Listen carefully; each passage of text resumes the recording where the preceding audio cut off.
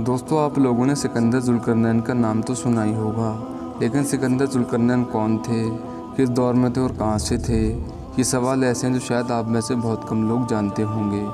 दोस्तों, सिकंदर जुल्करनैन इतिहास की उन अजीम हस्तियों में से एक हैं कि जिनकी हुकूमत और बहादुरी के सामने दुनिया की बड़ी बड़ी हुकूमतें कमज़ोर पड़ जाया करती थी।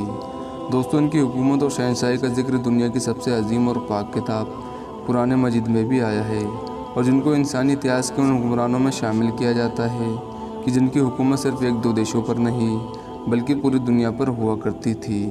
तो दोस्तों, इतिहास सिकंदर जुल्करनैन के बारे में क्या कहता है और उनकी हुकूमत दुनिया के कितने बड़े हिस्से पर हुआ करती थी और आज दुनिया उन्हें किस नाम से जानती है, क्योंकि दोस्तों इतिहासकार उनके नाम के बारे में अलग अलग राय रखते हैं। तो दोस्तों, ये सब हम आपको आज की इस वीडियो में बताएंगे। दोस्तों, वीडियो शुरू करने से पहले आपसे गुजारिश है, चैनल को सब्सक्राइब करें और साथ ही बेल आइकन को भी प्रेस करें, जिससे हमारी नई आने वाली हिस्ट्री से रिलेटेड वीडियो की नोटिफिकेशन आप तक सबसे पहले पहुंच सके। और दोस्तों, वीडियो को लाइक करें। दोस्तों, कुछ इतिहासकारों के मुताबिक सिकंदर जुल्करनैन असल में ईरान के हुक्मरान साइरस द ग्रेट थे, मगर कुछ इतिहासकारों का ये भी कहना है कि सिकंदर जुल्करनैन कोई और नहीं बल्कि मैसेडोनिया के शासक अलेक्जेंडर द ग्रेट थे, जिन्हें आज पूरी दुनिया सिकंदर आज़म या विजय सम्राट सिकंदर के नाम से जानती है। दोस्तों, सिकंदर जुल्करनैन के बारे में जानने के लिए हमें सबसे पहले 1450 साल पीछे जाना होगा। दोस्तों, ये बात तब की जब अल्लाह के नबी की नबूवत को आजमाने के लिए मक्का के कुछ बड़े सरदारों ने 3 सवालों का जवाब अल्लाह के नबी से मांगा था।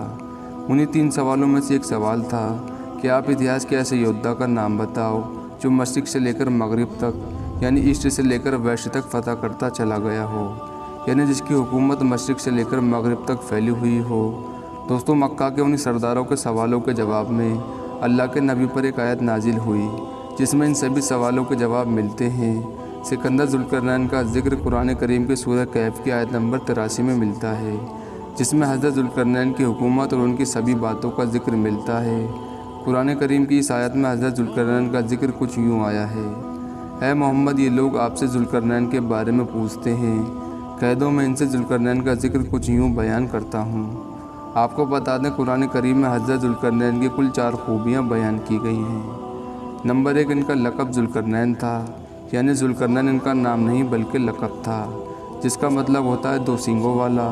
नंबर 2, ये इतिहास के ऐसे योद्धा थे कि जिनकी जीत का परचम मशरिक़ से लेकर मगरिब तक यानी ईस्ट से वेस्ट तक लहराया था।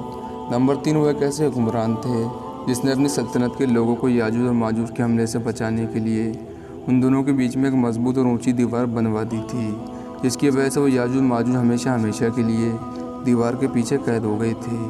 नंबर 4, उनकी आखिरी खूबी ये थी कि वो एक रहमदिल और इंसाफ पसंद हुक्मरान थे। दोस्तों, इतिहास में ऐसा माना जाता है कि सिकंदर जुल्करनैन कोई और नहीं बल्कि मैसेडोनिया के शासक अलेक्जेंडर द ग्रेट ही हैं, मगर जिन खूबियों का जिक्र कुरान करीम में मिलता है अलेक्जेंडर द ग्रेट उस पर पूरा नहीं उतर पा रहे थे, यानी इतिहासकार इस बात को लेकर कन्फर्म नहीं थे कि कुरान करीम वाले Sikandar Zulqarnain Alexander the great यानी विजय सम्राट सिकंदर नहीं हो सकते।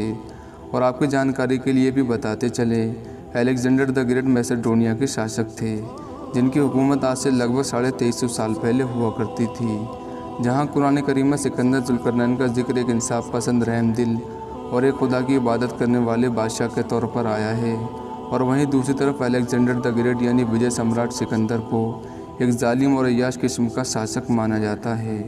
और आपको बता दें, अलेक्जेंडर द ग्रेट एक खुदा की इबादत करने वाला इंसान नहीं था, यानी इतिहासकारों के मन में हमेशा से ये शक रहता था कि Alexander the great Sikandar Zulqarnain नहीं हो सकते। और काफ़ी समय गुजरता गया और बड़े बड़े इतिहासकार सिकंदर जुल्करनैन पर रिसर्च करते रहे, और फिर एक नई रिसर्च के मुताबिक इतिहासकारों ने ये बात तो क्लियर कर दी कि Alexander the great Sikandar Zulqarnain नहीं थे बल्कि ईरान के शासक साइरस द ग्रेट हैं। इस बात को साबित करने के लिए बाकायदा इतिहासकारों ने सबूत भी पेश किए हैं। और आपकी जानकारी के लिए ये भी बता दें कि साइरस द ग्रेट का शासन आज से लगभग 2600 साल पहले हुआ करता था, यानी अलेक्जेंडर के वजूद में आने से भी तकरीबन 300 साल पहले। अब ऐसे में इतिहासकारों ने साइरस द ग्रेट को सिकंदर जुल्करनैन बता तो दिया, लेकिन उनके लिए सबसे बड़ा चैलेंज था साइरस द ग्रेट की खूबियों को सिकंदर जुल्करनैन की खूबियों से कंपेयर करना। अगर वह कुरान में दी गई सिकंदर जुल्करनैन की उन खासियतों से मेल खाती हैं तो ही इस बात को माना जाएगा कि साइरस द ग्रेट ही सिकंदर जुल्करनैन थे। दोस्तों अगर इतिहास की तरफ देखें तो इतिहास में साइरस द ग्रेट का जिक्र ये मिलता है कि वो ईरान के एक शासक थे जिनकी सल्तनत आज से लगभग 2600 साल पहले हुआ करती थी और जिसने मशरिक़ से लेकर मगरिब तक यानी ईस्ट से वेस्ट तक के सभी इलाकों को फतह करने के साथ साथ उस दौर की सबसे ताकतवर सल्तनत यानी बाबुल के बादशाह बख्त नसर को भी हराया था। इसके अलावा ये भी कहा जाता है कि पूरी दुनिया उन्हीं की हुक्मरानी में आया करती थी।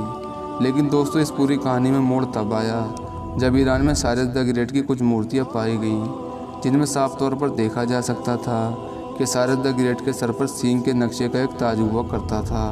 हालांकि कुछ इतिहासकारों का कहना है कि उनके सर के बालों की बनावट ही ऐसी थी कि जिसको देखकर लगता था कि मानो उनके सर पर 2 सींग हो। दोस्तों इन मूर्तियों के सामने आने के बाद ये दावे काफ़ी हद तक साबित हो चुके थे कि साइरस द ग्रेट ही कुरान करीम वाले सिकंदर जुल्करनैन हैं, क्योंकि कुरान करीम में जिस बादशाह का जिक्र हुआ है उनका लक़ब जुल्करनैन ही है, यानी 2 सींगों वाला।